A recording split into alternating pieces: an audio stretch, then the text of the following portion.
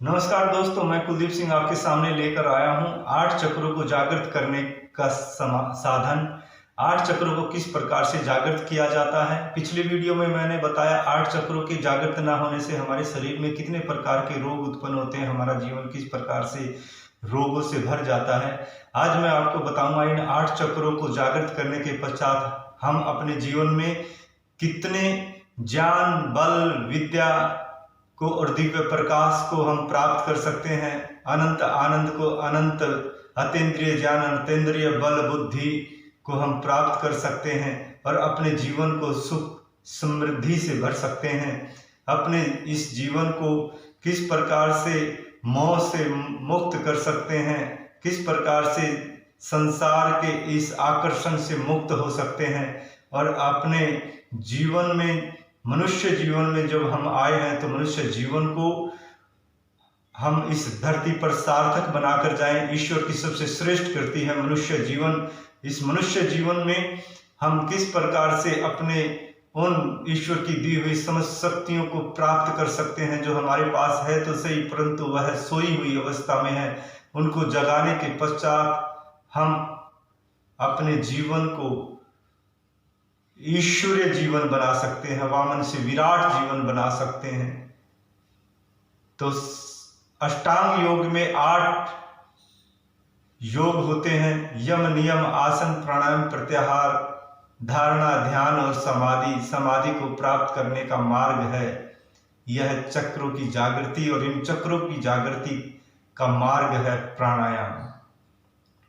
हम यूं तो अष्टांग योग का पालन करेंगे तब हमारा जीवन उन्नत होगा, और अष्टांग योग में प्राणायाम आता है तो हमें आसन भी करने हैं, प्राणायाम भी करना है, यम नियम का पालन भी करना है। तो उसके पश्चात इन अष्टांग योग के बारे में मैं आपको दूसरी वीडियो में बताऊंगा कि अष्टांग योग क्या होता है। परंतु पहले मैं इन 8 चक्रों को जागृत करने में प्राणायाम का कितना महत्व है, प्राणायाम हमारे जीवन में किस प्रकार कार्य करता है और कैसे इन चक्रों को जागृत करता है, आज मैं प्राणायाम और एक्यूप्रेशर के माध्यम से और मंत्रोच्चारण के माध्यम से कैसे इनको जागृत किया जाएगा। तो सर्वप्रथम मैं आपको बता रहा हूं कि हमारे शरीर में मूलाधार, स्वादिष्ठान, मणिपुर, अनाहत चक्र, विशुद्धि चक्र, आज्ञा चक्र, मनस चक्र और सहस्त्रार चक्र, यह 8 चक्र हमारे शरीर में होते हैं। और हम जब प्राणायाम करते हैं 8 प्राणायाम में पहला प्राणायाम भस्त्रिका प्राणायाम होता है। भस्त्रिका प्राणायाम करने का आपको सरल तरीका मैं आपको बताऊं कि लंबी गहरी श्वास जब हम भरते हैं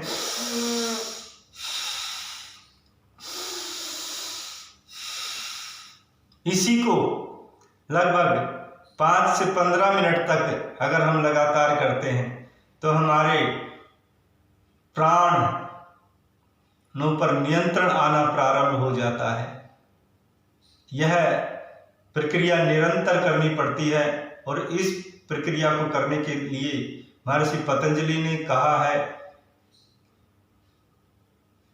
कि निरंतर अभ्यास सवितु दीर्घकाले, निरंतर अभ्यास सवितु सत्कारो दृढ़ भूमि, कि हमें निरंतर अभ्यास करना होगा सत्कार पूर्वक, अर्थात हमें आदर पूर्वक, निष्ठा पूर्वक एक अनुष्ठान की भांति, जैसे घर में पूजा पाठ, यज्ञ आदि किया जाता है, उसी प्रकार से हमें यह प्राणायाम का अभ्यास करना होगा, उसी निष्ठा के साथ, उसी श्रद्धा के साथ, उसी विश्वास के साथ कि एक एक प्राण की विद्या हमें उस दिव्य ज्ञान तक लेकर जाएगी। और अज्ञान के कारण ही हम आज इस संसार में दुखी हैं। जब ज्ञान उत्पन्न हो जाएगा तो हम अपने जीवन को श्रेष्ठ बना सकेंगे। भस्त्रिका प्राणायाम मैंने आपको बताया, कपालभाति श्वास को बाहर छोड़ते हैं,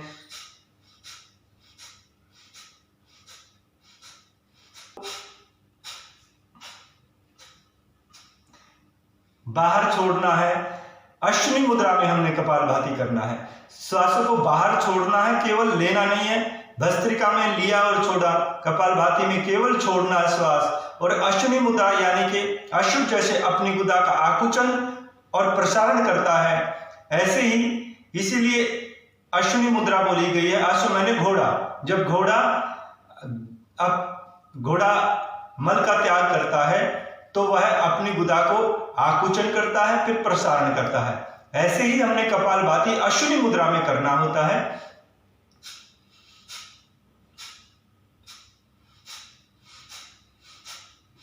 कपालभाति को अश्विनी मुद्रा में एक घंटा कपालभाति कर लें तो हमारे भीतर मूलाधार शक्ति जागृत होने लगती है। मूलाधार शक्ति को जागृत करना अर्थात कुंडलिनी जागरण करना। कुंडलिनी शब्द आपने सुना होगा। यह चक्रों में ईड़ा, पिंगला और सुषुम्ना नाड़ी होती है। 3 नाड़ियां हमारी जो मेरुदंड के बीचों बीच चलती है, सुषुम्ना नाड़ी, और हमारे बाएं साइड में ईड़ा नाड़ी और दाएं पिंगला नाड़ी। ईड़ा, पिंगला और सुषुम्ना को जागृत कर हम अपनी प्राण शक्ति को एक केंद्रित कर और अपने मन को केंद्रित कर प्राणों पर, तब हम इन शक्तियों को जगाते हैं तो यह कुंडलिनी जागरण होता है। श्वास को बाहर छोड़ के एक घंटा कपालभाति हमें, यह विधि है। विधि सही हो, समय जितना कहा जाता है उतना समय किया जाए और निष्ठापूर्वक। ये 3 बातें हैं, विधि, समय और निष्ठा। तब हमारे जीवन में अद्भुत बदलाव आता है, परिवर्तन आता है। कपालभाति के बाद जब हमारे भीतर मूलाधार, स्वादिष्ठान और मणिपुर चक्र में पूरे शरीर की शक्ति एक स्थान पर जब केंद्रित होती है, उसी शक्ति का ऊर्ध्वारोहण करते हैं। कपालभाति के पश्चात जब बाह्य प्राणायाम करते हैं, श्वास को बाहर लेकर त्रिबंध लगाते हैं, मूल बंध, उद्यान बंध और जालंधर बंध। इन बंधों से, बंध का बहुत गहरा महत्व है हमारे शरीर में।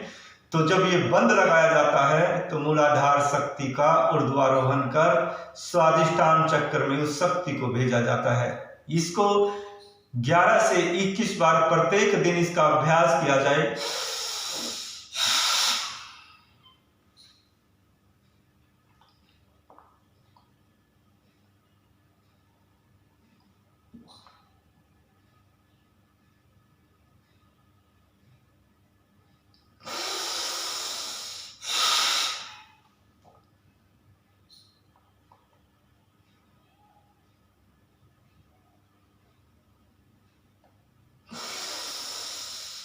ये हुआ बाह्य प्राणायाम।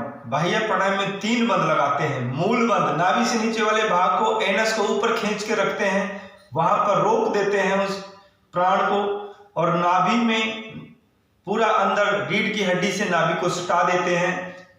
ठोड़ी को यहाँ कंठ से लगा देते हैं। नाभि से नीचे जब ऊपर उस एनस को खींचते हैं तो मूल बंध उसको बोलते हैं। और मूल बंध, उड्डयन बंध, नाभि को रीढ़ की हड्डी से लगाते हैं तो उड्डयन बंध, और ठोड़ी को कंठ से लगाते हैं तो जालंधर बंध। 3 बंधों से हमारे शरीर में प्राण शक्ति एक स्थान पर केंद्रित हो जाती है और कुंडलिनी जागरण होना प्रारंभ हो जाता है। इसका अभ्यास हमें निरंतर करना होता है, दीर्घ काल तक, लंबे समय तक। और जितनी गहरी निष्ठा होगी उतना ही जल्दी हमारे चक्रों की जागृति होगी। अब उसके पश्चात, बाह्य प्राणायाम के पश्चात उज्जयी प्राणायाम किया जाता है, जिससे हमारे विशुद्धि चक्र जागृत होते हैं।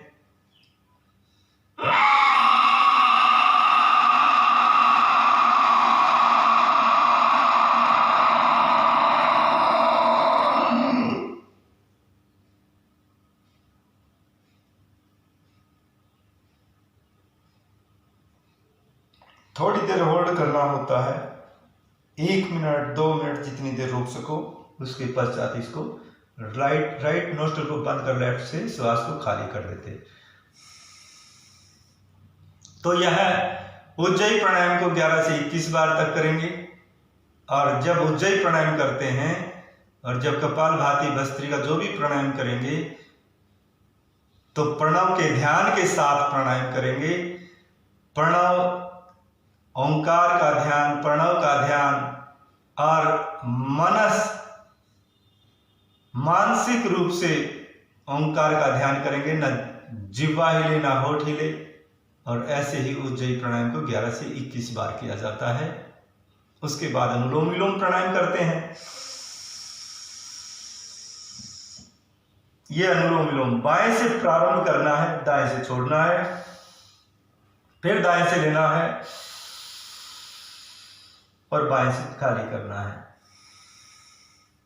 यह अनुलोम विलोम प्राणायाम भी 1 घंटे तक करते हैं तो हमारी साधना उच्च कोटि की साधना हो जाती है, जिससे हम अपने शरीर को, मन को, हम अपने प्राणों को साध लेते हैं। और पहले शरीर को साधा जाता है, फिर मन को साधा जाता है। शरीर से परे है मन और मन से परे है आत्मा। हम आत्मा के द्वार जाते हैं। उसके पश्चात भ्रामरी प्राणायाम करते हैं। पहली उंगली माथे पर, शेष उंगली आंखों पर, अंगूठे से कान के ढक्कन बंद करके लंबी गहरी श्वास भरते हुए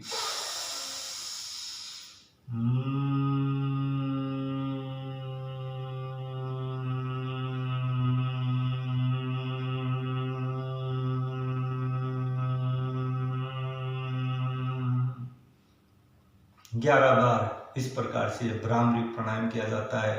फिर आंखें बंद ही रहती, दोनों हाथ घुटनों पर आ जाते हैं। लंबी गहरी श्वासों के साथ फिर उद्गीत प्राणायाम, लंबा ओंकार ध्वनि का फिर शंखनाद किया जाता है।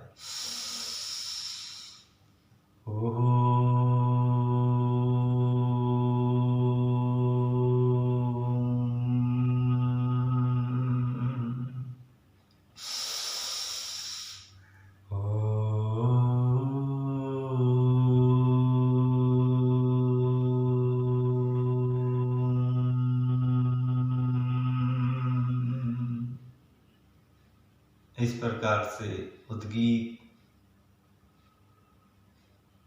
भ्रामरी और उद्गीत के पश्चात प्राणों को अपने आज्ञा चक्र में केंद्रित कर लेते हैं।